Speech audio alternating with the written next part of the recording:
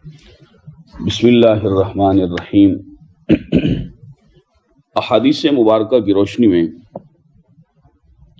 قرآن مقدس کے فضائل اور برکات کو بیان فرمایا جناب رسالت مآب صلی اللہ تعالی علیہ وآلہ وصحبہ وسلم نے۔ صحیح البخاری جامع ترمذی شریف کی روایت ہے، حضرت عثمان بن عفان رضی اللہ تعالیٰ عنہ سے حضور نبی کریم علیہ الصلوۃ والسلام نے فرمایا، تم میں سے بہتر شخص وہ ہے جو قرآن سیکھے اور دوسروں کو بھی سکھائے۔ خیرکم من تعلم القرآن وعلمہ، خود بھی سیکھے اور پھر لوگوں دوسروں کو سکھائے۔ ایک اور ترمذی شریف کی روایت ہے جو کہ حضرت عبداللہ بن عباس رضی اللہ تعالیٰ عنہما سے ہے۔ روایت ہے حضور نبی کریم علیہ الصلوۃ والسلام نے فرمایا، وہ شخص جس کے دل میں قرآن کا کچھ بھی حصہ نہیں وہ ویران گھر کی طرح۔ اب حضرت عبداللہ بن مسعود رضی اللہ عنہ سے روایت ہے، رسول اللہ صلی اللہ علیہ وسلم نے فرمایا، جس نے اللہ کی کتاب سے ایک حرف پڑھا اس کے لیے اس کے بدلے میں ایک نیکی ہے، اور یہ ایک نیکی 10 نیکیوں کے برابر ہے۔ میں نہیں کہتا کہ الف لام میم ایک حرف ہے، بلکہ الف ایک حرف، لام ایک حرف اور میم ایک حرف ہے، یعنی ہر حرف پر 10 نیکیاں۔ یہ بھی ترمذی شریف کی ہی روایت ہے۔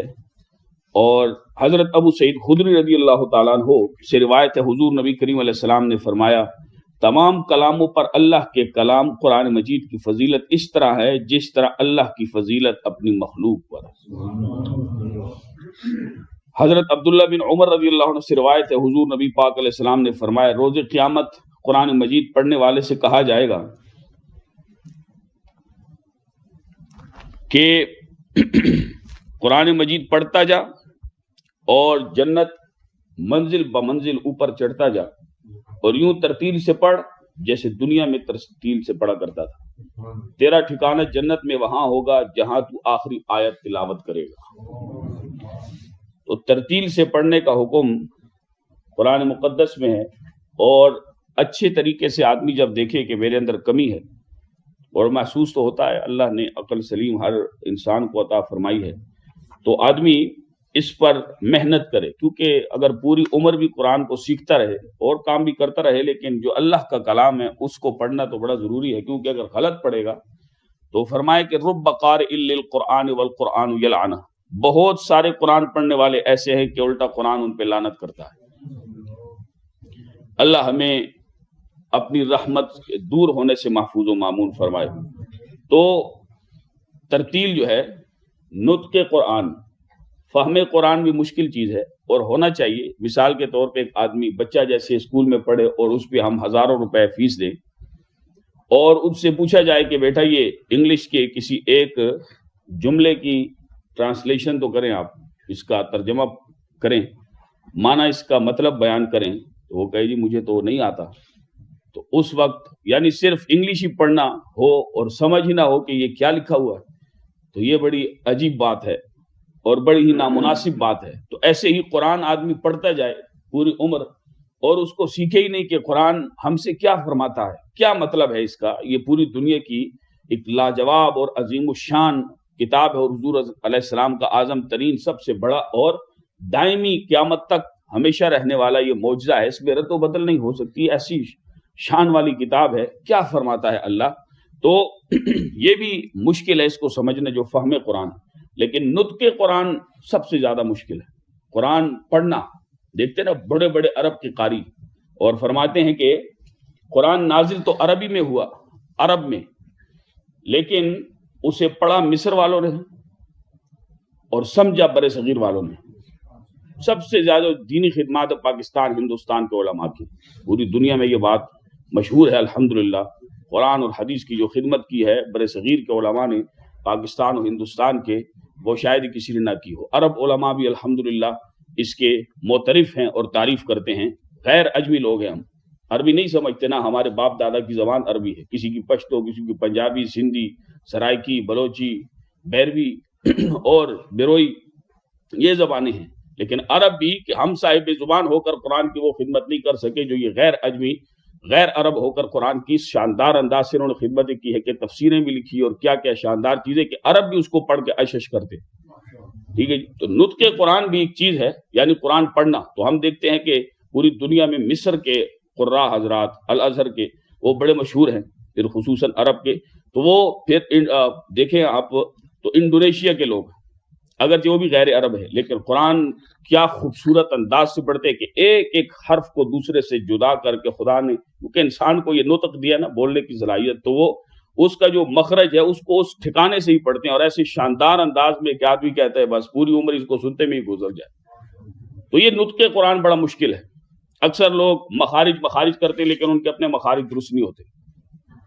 بڑا مشکل کام ہے یہ، اور اس کو سیکھنا پڑتا ہے، اس کو بڑا سیکھنا پڑتا ہے. تبھی خود بھی انسان کو مزہ آتا ہے کہ میں قرآن پڑھ رہا ہوں.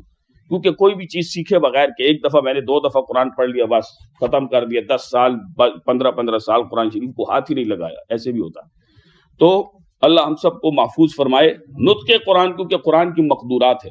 حدیث پاک جب آپ عربی میں پڑھتے ہیں تو اس میں شد، مد، زبر، زیر کا خیال تو رکھا جاتا ہے، لیکن اس انداز سے وہ نہیں ہوتا کہ استاد صاحب کا یار یہاں شد کو اتنی مقدار میں، یہ مد جو بڑی مد ہے، مد متصل ہے، مد منفصل ہے، مد لازم ہے، اسی طرح سے ان مدات کو تم اتنا لمبا کرو، ایسے نہیں ہوتا. لیکن قرآن مقدس میں جب استاد صاحب پڑھاتے ہیں تو پھر ادھر بڑی سختی ہوتی ہے، کیونکہ قرآن کے اپنے مقدورات ہیں کہ زبر کو اس سے زیادہ لمبا نہیں کرو گے، جتنی اس کی مقدار ہے اتنا ہی پڑھنا ہے.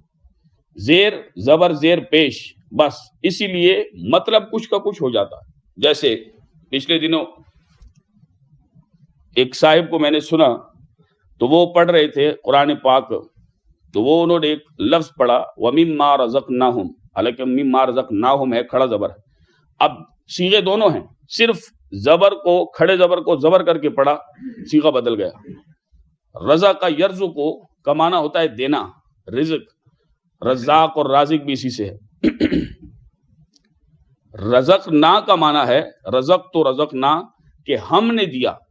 اللہ فرماتے ہیں رزقناہم، یعنی جو متقین بندے ہیں میرے وہ اس مال میں سے خرچ کرتے ہیں، رزقنا جو دیا ہم نے، ہم ان کو.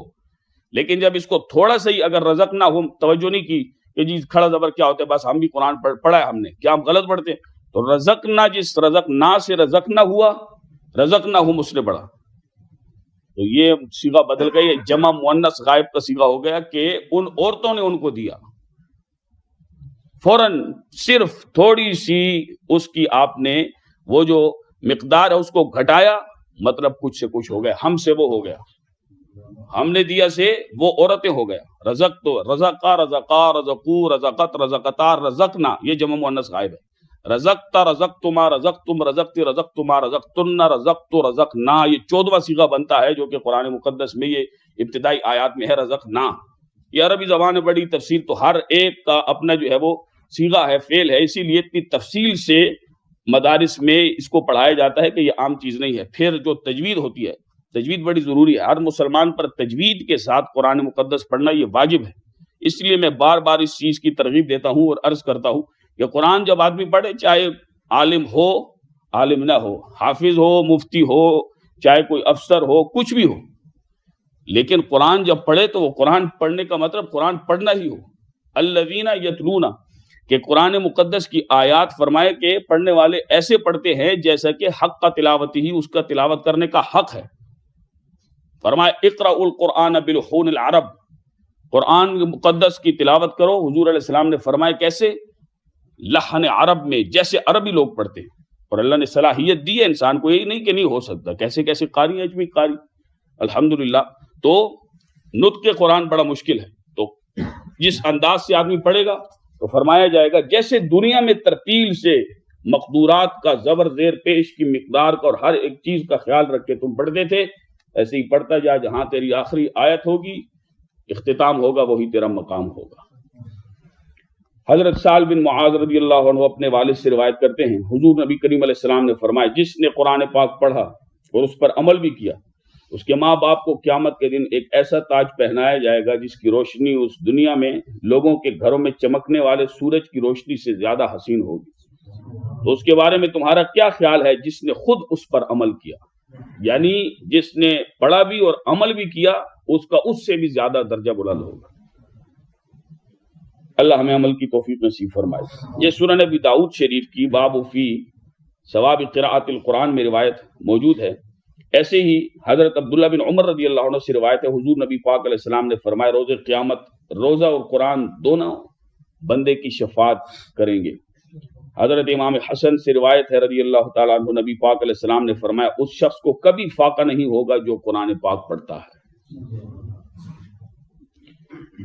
اللہ اکبر۔ مصنف ابن ابی شیبہ کی روایت ہے، حضرت ابو ہریرہ رضی اللہ عنہ سے روایت ہے، نبی کریم علیہ الصلوۃ والسلام نے فرمایا اپنے گھروں کو قبرستان نہ بناؤ، بے شک شیطان اس گھر سے بھاگتا ہے جس میں سورہ بقرہ کی تلاوت کی جاتی ہے۔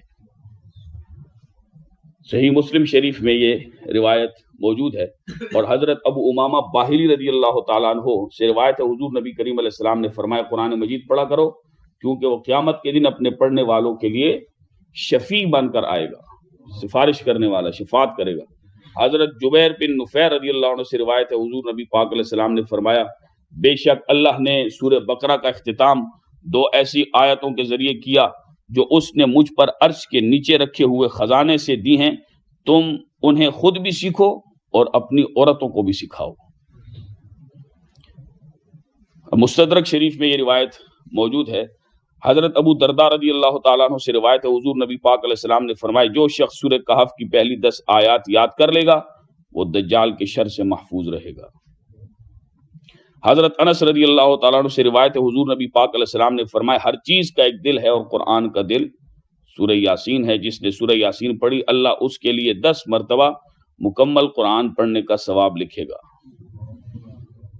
حضرت عبداللہ بن عباس رضی اللہ عنہ سے روایت ہے، نبی پاک علیہ الصلوۃ والسلام نے فرمایا سورہ زلزال نصف قرآن کے، سورہ اخلاص تہائی قرآن کے اور سورہ کافرون چوتھائی قرآن کے برابر ہے۔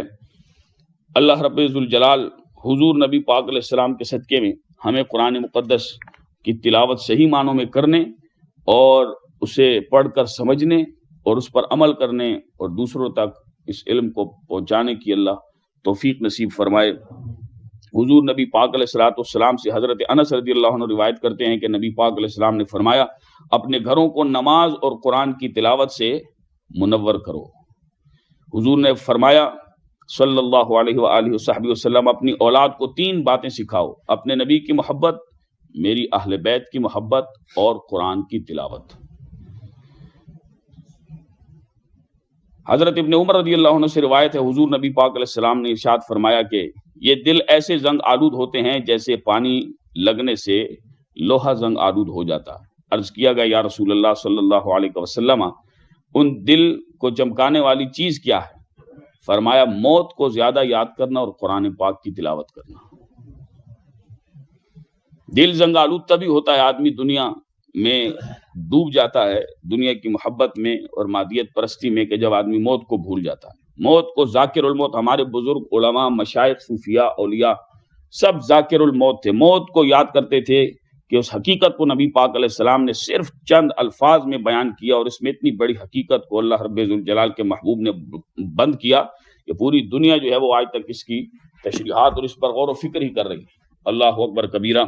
تو ذاکر الموت جب آدمی ہوتا ہے، موت کو زیادہ یاد کرتا ہے، تو پھر آدمی دنیا کی ہوس اور اللہ کی نافرمانی کے کاموں سے بڑے زبردست انداز سے اجتناب کرتا ہے، بچتا رہتا ہے کہ میں نے مرنا ہے، یہ میں کیا کر رہا ہوں، جواب دینا ہے، میں نے اس کی جزا مجھے ملے گی، بدلہ ملے گا، تو کام وہ کروں جو اچھی جزا اور اچھا بدلہ اللہ مجھے عطا فرمائے۔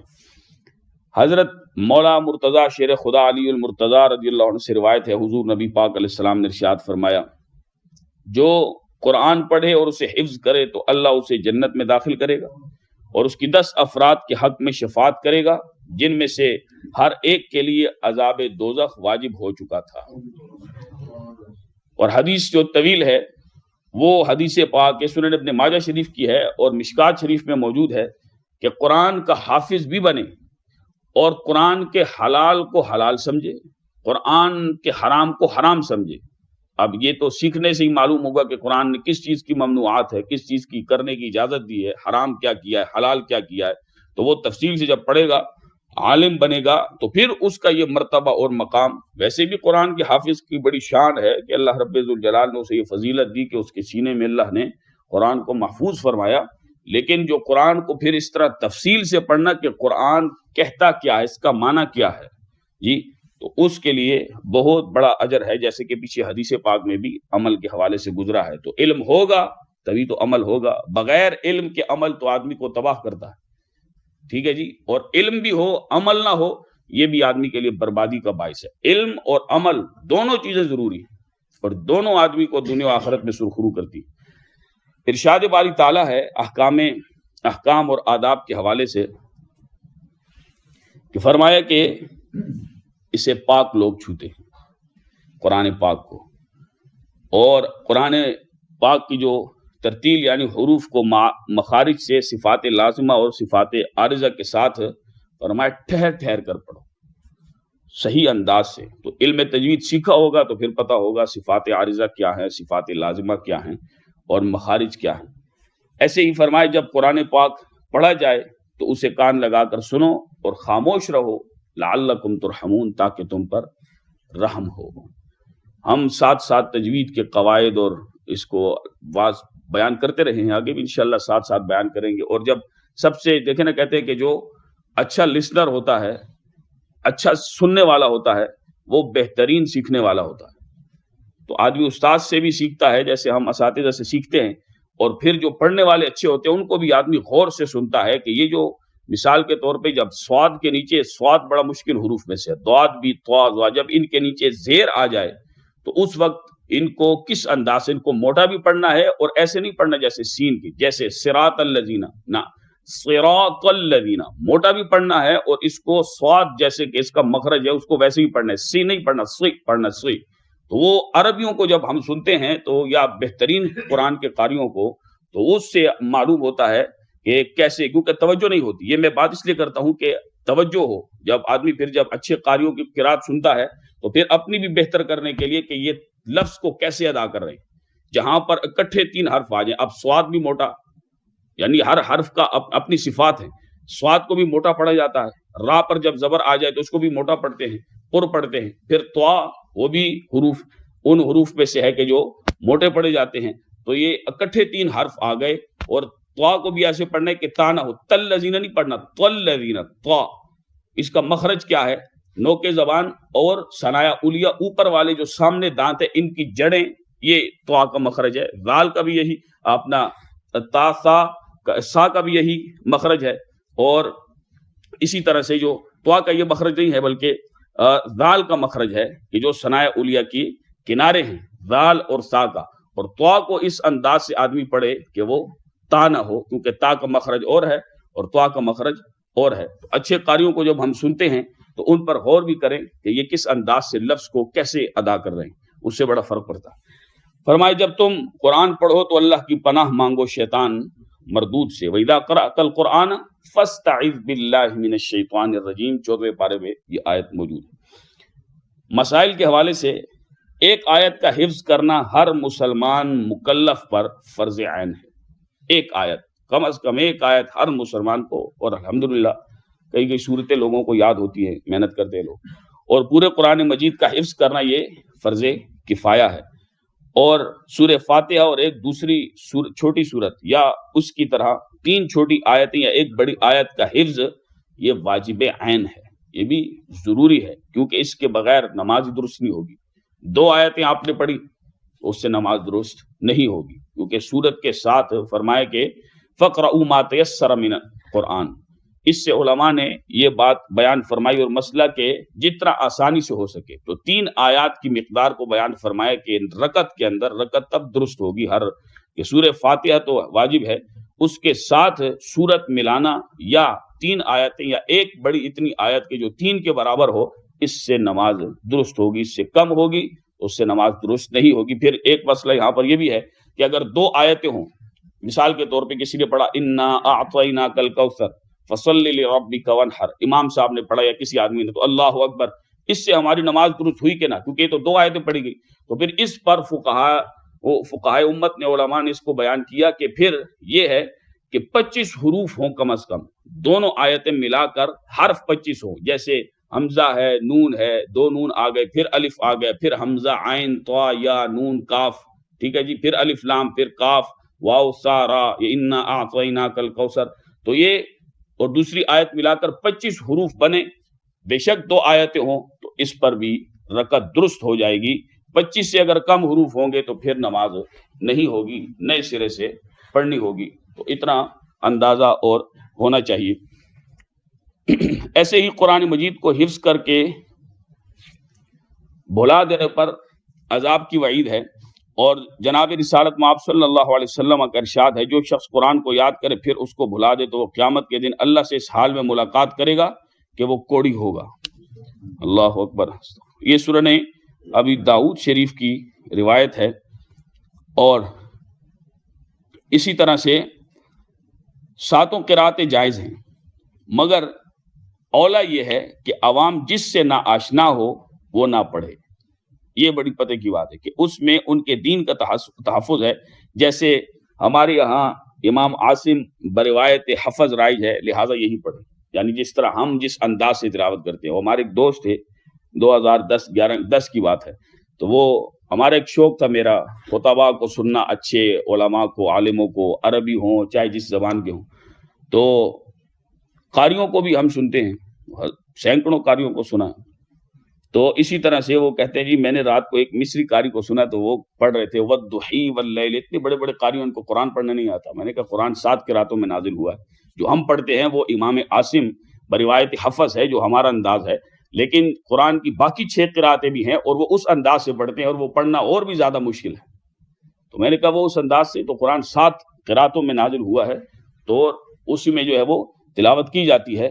تو لیکن بہتر یہی ہے کہ جہاں پر لوگ وہ تو چونکہ ان سے فرمائش کی جاتی ہے جو عرب کے قراء خصوصاً مصری قراء، تو پھر ان سے فرمائش کی جاتی ہے تو مختلف قراتوں میں جیسے ہم پڑھتے ہیں صراط الذین انعمت علیہم، میم کے اوپر میم ساکن ہے، میم کے اوپر جزم ہے، لیکن وہ علیہمو ایک قرات یہ بھی ہے.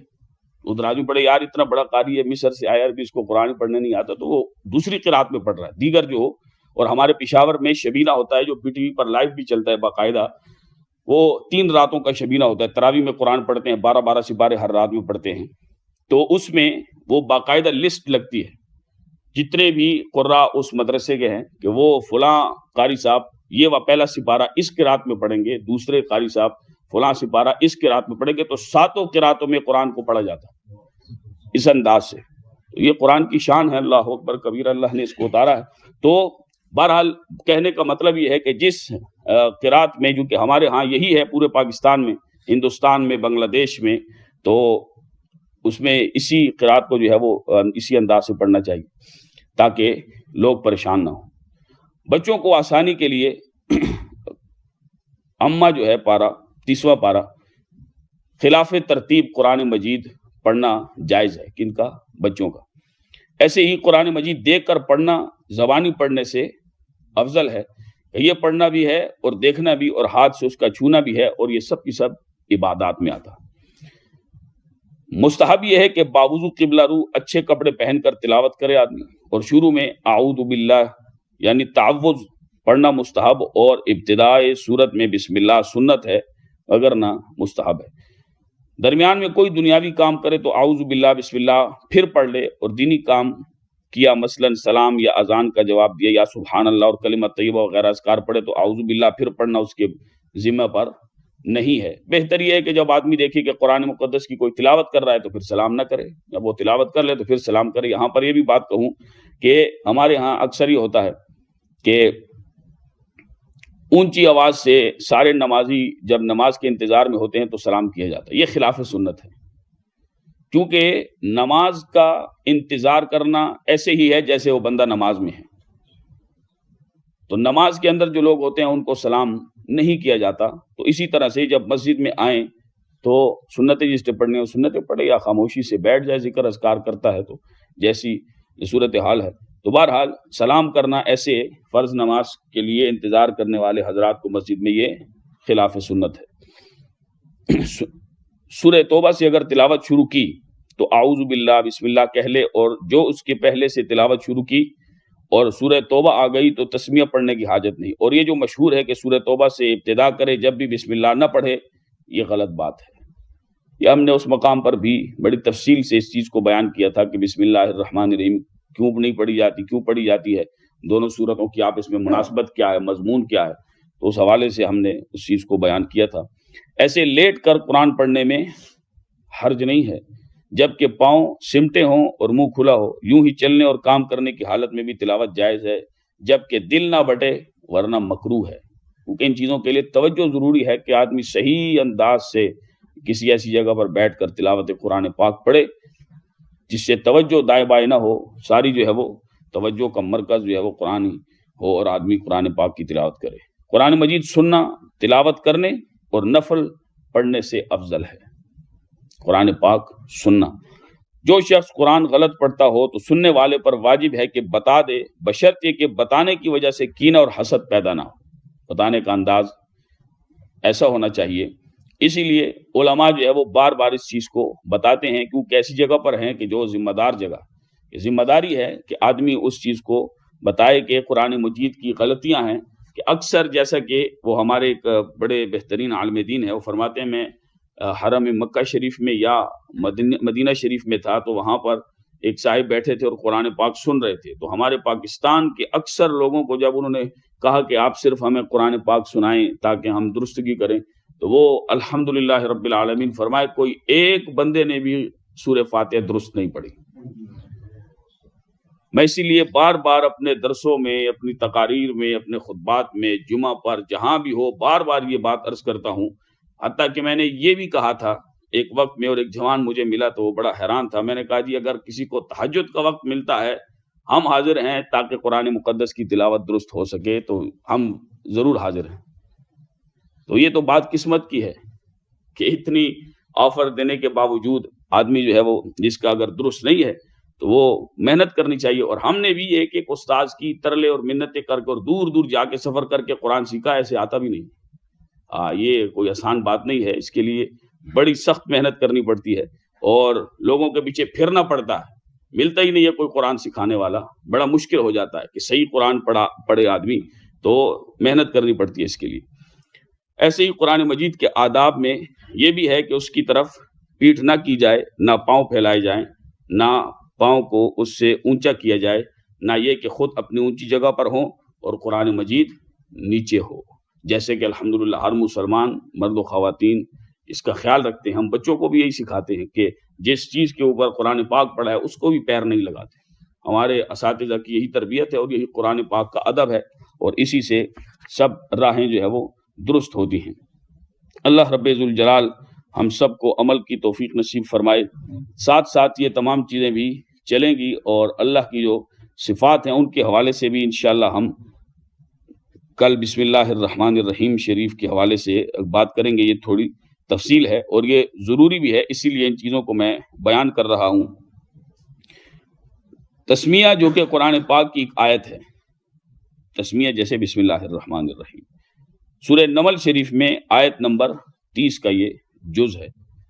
اور یہ بھی دیکھا جائے کہ جتنی قرآن میں صورتیں ہیں، سورہ توبہ کے شروع میں تو جی صورت نہیں ہے، تو جتنی مرتبہ قرآن پاک کی صورتیں ہیں قرآن پاک میں اتنی دفعہ بسم اللہ الرحمن الرحیم بھی موجود ہے، کیونکہ یہ سورہ نمل شریف کی باقاعدہ آیت مبارکہ ہے 30ویں پارے میں۔ تو سورہ بسم اللہ شریف، سورہ فاتحہ اور دیگر تمام سورتوں کے اول میں برکت اور فاصلے کے لیے لکھی گئی ہے۔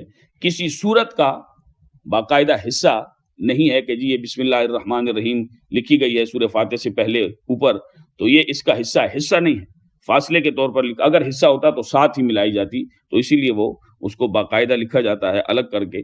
تو حضرت انس رضی اللہ عنہ فرماتے ہیں میں نے رسول کونین صلی اللہ علیہ وسلم سے سنا، اور حضرت ابوبکر صدیق رضی اللہ تعالیٰ عنہ، حضرت عمر اور جناب حضرت عثمان رضی اللہ تعالیٰ عنہ کے پیچھے میں نے نماز پڑھی تو کسی سے بسم اللہ الرحمن الرحیم اونچی آواز سے پڑھتے نہیں سنا، اسی لیے ہم سب اسی پر عمل کرتے ہوئے بسم اللہ الرحمن الرحیم بھی آہستہ پڑھتے ہیں۔ اگر اپنی نماز ہو تو امام صاحب کے پیچھے ہو تو امام صاحب پڑھ لیتے ہیں، تو فرمائے کہ ان قراءۃ الامام قراءۃ لہ، امام کی قراءت ہی مقتدی کی قراءت کو کافی ہے۔ فجر، ظہر، عصر، مغرب، چاہے جہری نمازیں ہوں چاہے دیگر نمازیں ہوں، خفی نمازیں ہوں، جیسے ظہر اور عصر جن میں قراءت بلند آواز سے نہیں کی جاتی، امام کی قراءت مقتدی کی ہی قراءت ہے۔ بسم اللہ الرحمن الرحیم نماز کے اندر اور باہر تلاوت قرآن پاک سے پہلے پڑھنا سنت ہے۔ کھانا کھانے اور ہر جائز کام سے پہلے بسم اللہ شریف پڑھنا مستحب ہے، البتہ ذبح کے وقت بسم اللہ اللہ اکبر یا اس سے ملتے جلتے الفاظ پڑھنا فرض ہے۔ وہ جانور جس پر ذبح کے وقت بسم اللہ اللہ اکبر جان بوجھ کر نہ پڑا جائے، چھوڑ دیا گیا ہو، یا ریکارڈ چھڑا پڑا ہو، یا چھری پر لکھا کر ذبح کیا گیا ہو اور ذبح کرنے والے نے خود نہ پڑھا، تو وہ جانور مردار کے حکم میں ہوگا، وہ حلال نہیں ہے، وہ میتہ ہوگا۔ ایسے ہی اگر بعض جانوروں پر بسم اللہ اللہ اکبر پڑھا اور بعض پر نہ پڑھا اور سب جانور آپس میں مل گئے تو سب کے سب مردار کے حکم میں آئیں گے، وہ حلال نہیں ہے۔ جانور پر ذبح کے وقت ضروری ہے کہ کوئی مسلمان یا کتابی جو کہ دہریہ نہ ہو، یعنی خدا کے وجود کا منکر نہ ہو، ایتھیسٹ نہ ہو، فرمایا کہ ذبح کے وقت کوئی بھی مسلمان یا کتابی جو کہ دہریہ نہ ہو تکبیر پڑھے۔ دیگر کفار و مرتدین کا ذبیحہ بھی مردار ہے۔ کسی عیسائی نے، یہودی نے گائے، بیل، کوئی جانور کاٹا اور آپ کو گوشت دیا تو ان مرتدین کا، کفار کا جو ہے وہ ذبیحہ، مرزائی کسی قادیانی نے کاٹا تو یہ تو مرتد ہیں، تو لہٰذا ان کا ذبیحہ یہ مردار ہے۔ کئی ممالک میں حلال و حرام ذبیحے کی تمیز ختم ہو گئی ہے، اللہ ہمیں اس سے محفوظ فرمائے۔ دنیاوی اخروی دونوں تباہی اور نقصان ہے۔ دعا ہے اللہ مسلمانوں کو ہدایت نصیب فرمائے، اور ایسے ہی حرام کاموں سے بسم اللہ شریف پہلے پڑھنا یہ ممنوع ہے۔ کوئی آدمی غلط کام کرنے لگے اور بسم اللہ پڑھے تو انتہائی ناجائز، ممنوع ہے، نامناسب ہے۔ اللہ ہم سب کو عمل کی توفیق نصیب فرمائے۔